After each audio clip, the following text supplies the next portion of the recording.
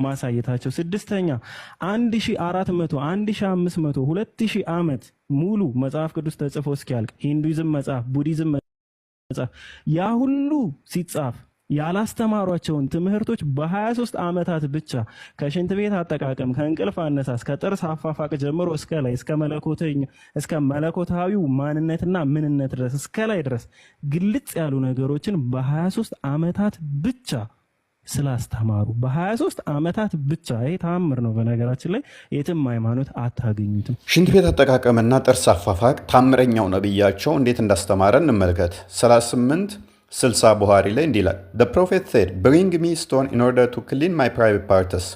3 ድንጋይ አንጡልኝ ቂጤን የምሞዥቅበት ብሎ ቂጡን በድንጋይ እንደሚሞዥቅ በተግባር አሳይቷቸዋል። እነሱንም ደግሞ ሱናን አናሳይ 44 let him take with him 3 stones and clean himself with them. በ3 ድንጋይ ቂጣችሁን ጥረጉ ብሎ አስተምሯቸዋል ማለት ነው። ጥርስ አፋፋቅን በተመለከተ ደግሞ ጥርሱን እንዴት እንደሚፍቅ ከዛም ጥርሱን ከፋቀ በኋላ እንዴት እንደሚያደርግ ሐዲሱ እንደሚከተለው ነው። The end of the siwak was on his tongue and he was saying ጥርሱን ከፋቀና ምላሱን ከጠረገ በኋላ የፋቀ ማለት ነው እያለ እንደሚያስታውክ ይሆን ነበር ይላል። ሱናን አናሳይ 3 ላይ እንደምትመለከቱት። በተመሳሳይ ሳሂህ ቡኻሪ 244 ላይም እየፋቀ ጥርሱን ዋ እንደሚል ሐዲሱ ይናገራል። ይሄ ምን ተአምር ነው? እንግዲህ 23 ዓመት ነብያቸው የፈጀበት መገለጥ መጣልኝ ብሎ የተናገረው ይሄንን ነው። ከራሳችሁ ኡስታዝ አድምጡት፣ ጥርሱን እየፋቀ እንዴት እንደሚሆን። መልእክተኛው ይዞት የመጣውን ሁሉ ሙጭጭ አርጋችሁ አጥብቃችሁ ያዙ።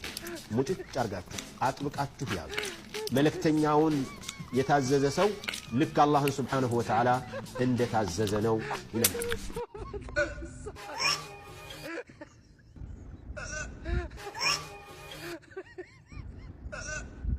አቢ ሙሳ አልአሻሪ ረዲየላሁ ዐንሁ እንዲህ ይላል፣ ወደ ነቢያችን ሰለላሁ ዐለይሂ ወሰለም ዘንድ ሄድኩኝ። ነቢያችን ሰለላሁ ዐለይሂ ወሰለም በሲዋካቸው ምላሳቸውን እያጸዱ ነበር። ሲሉ ልክ የሚያስመልሱ ይመስል ነበር ይላሉ።